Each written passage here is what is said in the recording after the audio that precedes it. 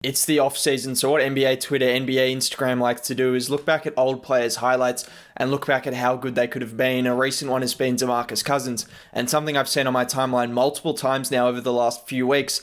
I didn't address. I saw Rusty Buckets make a video. I didn't actually watch the video, which is probably good because it's not clouding my judgment. But I saw a post saying Demarcus Cousins in his prime or Joel Embiid. And that's already been covered by Rusty Buckets. Like I said, I didn't actually watch the video, but I thought it was pretty clear that it'd be Joel Embiid. But under this post as well, I've seen multiple people say Cousins easily over Embiid and Jokic. Now, as someone that really likes Nikola Jokic, one of my favorite players, if not my favorite player in the league, I thought I just can't let this go on any longer because I've seen people say it on Instagram, on Twitter, and sure, probably a lot of people know that Jokic is clearly better than Demarcus Cousins ever was, ever will be, ever was promising to be. They're just not in the same category, but while most people know that, I don't think enough people know that. So I'm just going to try and put this to an end and compare the two and look at why Nikola Jokic is clearly better than Demarcus Cousins ever was. Now, quickly before I do this, if you could drop a like on the video right now, that would be much appreciated before I dissect why Nikola Jokic is 10 times the player Demarcus Cousins ever was. Probably not that much of a difference, but you know what I mean. And subbing to the channel also helps out a lot as well. I make content like this very regularly, so that would be much appreciated. Nikola Jokic playoff averages 24.7 points per game, 6.9 assists per game, 11.2 rebounds per game, 51.3% from the field, 41.6% from three, and 84.1% from the free throw line in just under 38 minutes a game. He's made one Western Conference Finals appearance this year, and he was one game away from making the Western Conference Finals last year. Just to go over his stats again, that's 25, 11, and 7 on 51, 41, 84 shooting splits.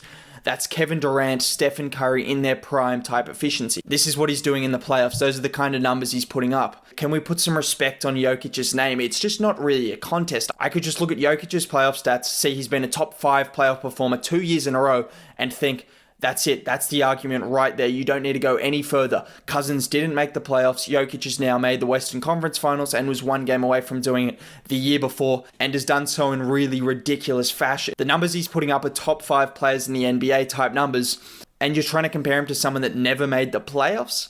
Alright, but let's just compare them in a fair way. I know Demarcus Cousins never had the ideal situation. Sure, he never had the same team as Jokic, but let's just compare them in the fairest way possible, and let's see who's the better player. As I've said, Cousins never had the best situation in Sacramento. He was a great scorer. He was giving you 25 a night. You can't say, oh, he was just in a terrible situation, that's why he didn't win, and then use the same scoring as an argument for him. Because put Demarcus Cousins alongside better players, sure, he's going to win more, but he's not going to score as much. So if you know what I mean, you can't say, oh, he's a great scorer in a bad situation.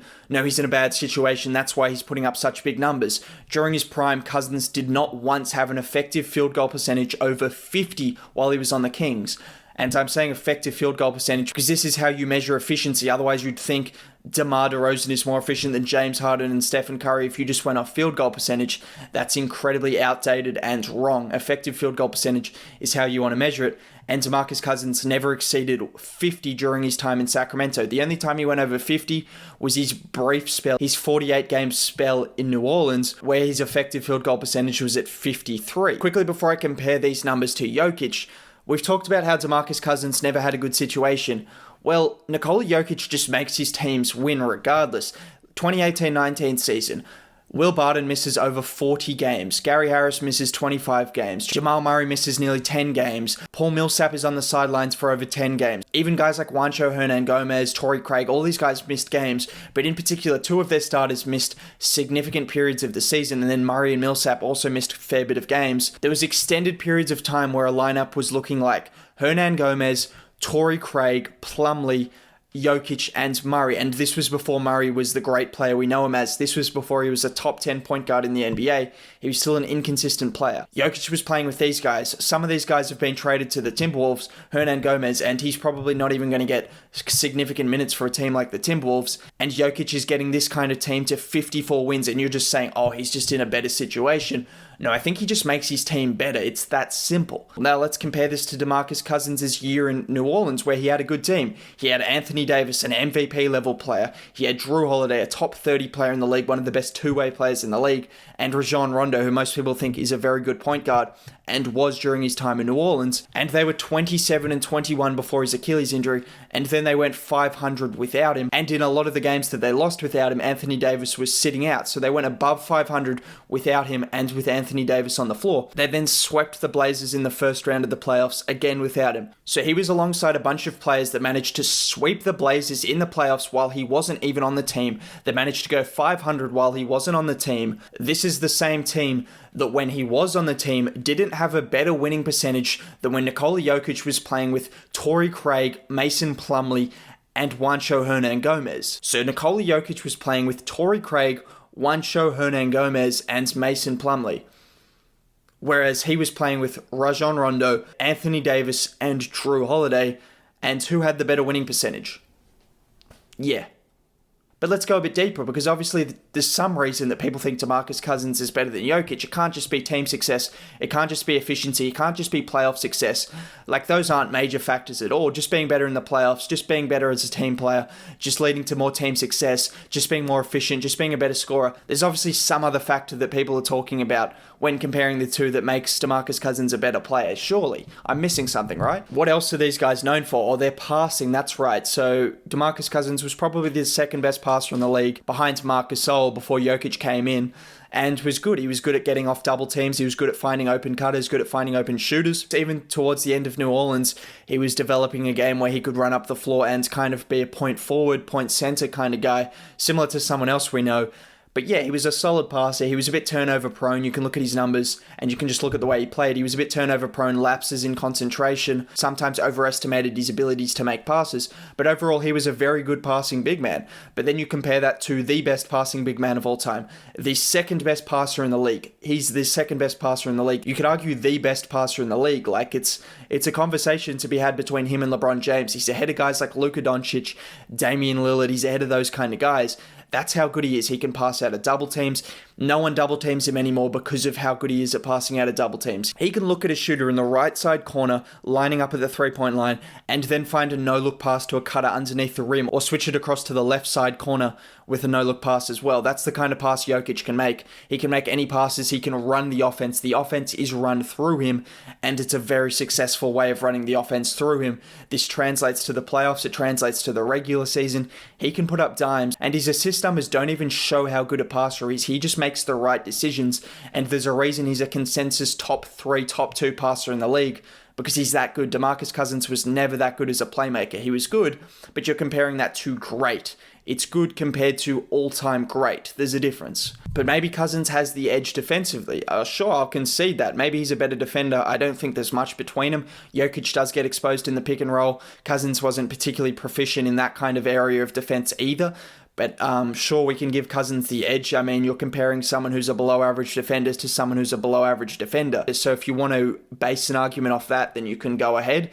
But I'm pretty sure no one really thinks of Demarcus Cousins as an anchor defensively, because he never was. He was never a great defender. He was probably a bit more capable, but he also had lapses in concentration. Look, maybe he's a better defender than Jokic, but it's not by much. It's not enough to warrant thinking he's a better all-around player. So just to recap this, Jokic is a more efficient scorer and raises his scoring in the playoffs, something we never saw Boogie do, and I'm not going to blame him entirely for this, but you also have to take some of the blame, and you look at Jokic's scoring in the playoffs, that's a huge positive towards his resume. Why do you think he's considered better than guys like Joel Embiid? Because of how good he is in the playoffs. And then you're thinking, oh, Boogie would have been good in the playoffs if he had got a chance. Yeah, would have, could have, should have.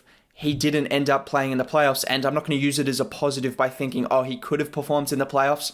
We don't know that. What we know is Jokic is one of the top 5 playoff performers for 2 years in a row, and that's a huge positive, whereas Boogie's playoff performance is just a nil.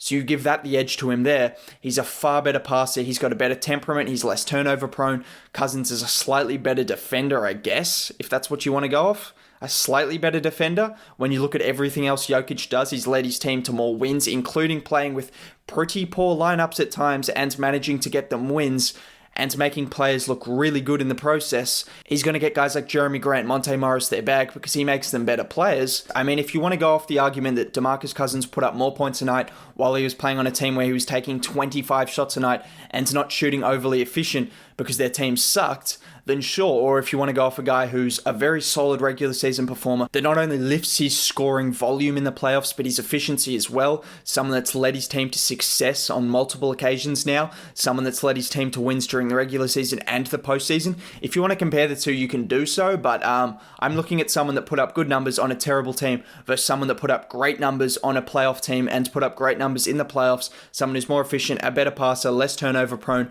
has a better temperament, hasn't had the same issues with teammates and coaches.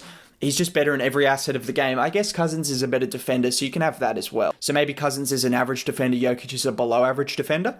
Sure, if that's what you want to base your argument off, you can do that. That's probably the only way you're going to base an argument off, because nothing else is worth basing an argument off, because Cousins' game is not better in any shape or form than Nikola Jokic's. It's just that simple. I didn't make this video to just degrade Demarcus Cousins. He was obviously a great player, probably a top 20 player during his prime, maybe top 15.